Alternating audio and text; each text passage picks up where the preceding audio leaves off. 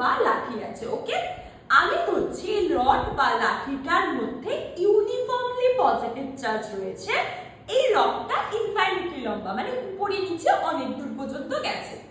এই রডের জন্য আমি বার করব ইলেকট্রিক ফিল্ড। ওকে, এবার এতদিন পর্যন্ত আমরা একটা সিঙ্গেল চার্জের জন্য ইলেকট্রিক ফিল্ড বার করা শিখেছিলাম।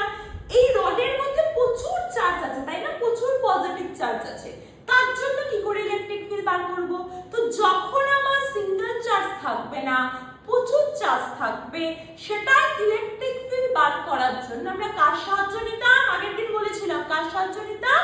গাউস দাদুর মানে গাউস লয়ের হেল্প নেব। তো ছবি এঁকে ফেলেছি, দেখ সেই আমার রড ইনফাইনিটলি প্লাস ইনফিনিটি থেকে মাইনাস ইনফিনিটি গেছে। যেহেতু ইনফিনিটি অনেক দূর, আমি কিছুটা পোরশনকে এঁকে দেখিয়েছি, পজিটিভ চার্জ আছে। এবার গাউস দাদু কি বলেছিল?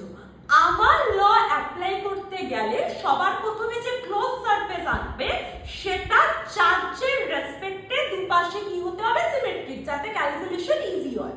তো এই দেখ আমার রড, আমি ক্লোজ সারফেস নিচ্ছি। কিরকম নিচ্ছি? একটা সিলিন্ড্রিক্যাল, আমার হাতের মুঠোয় রড আসছে, দেখতে আমার হাতের মুঠোটা অনেকটা সিলিন্ডার লাগছে। তো আমি এই পুরো রডের মধ্যে থেকে কিছুটা পোরশনের চার্জকে একটা ক্লোজ সিলিন্ডারের মধ্যে ড্র করব। তো এই কিছুটা পোরশন চার্জ বা এতটা পোরশন চার্জকে আমি একটা ক্লোজ সিলিন্ডারের মধ্যে ড্র করেছি। এই সিলিন্ডারটা আমার কি সারফেস হয়েছে? গাউসিয়ান সারফেস হয়েছে। এবার আমি বার করছিলাম কি? Electric field. ইলেকট্রিক ফিল্ড বার করতে গেলে আমাকে ইলেকট্রিক ফ্লাক্স আনতে হয়। কেন? কারণ ইলেকট্রিক ফ্লাক্সের সঙ্গে ইলেকট্রিক ফিল্ডের রিলেশন ছিল E dA cos থিটা। ওকে, তাহলে সবার প্রথমে আমাকে ইলেকট্রিক ফ্লাক্স বার করতে হবে, তবে আমি ইলেকট্রিক ফিল্ড বার করব। ইলেকট্রিক ফ্লাক্স কি করে বার করব? দেখ ফিল কর, এটা আমার সেই সিলিন্ডারটা, ওকে, যে সিলিন্ডারটা এঁকেছি। এই সিলিন্ডারে কটা সারফেস আছে?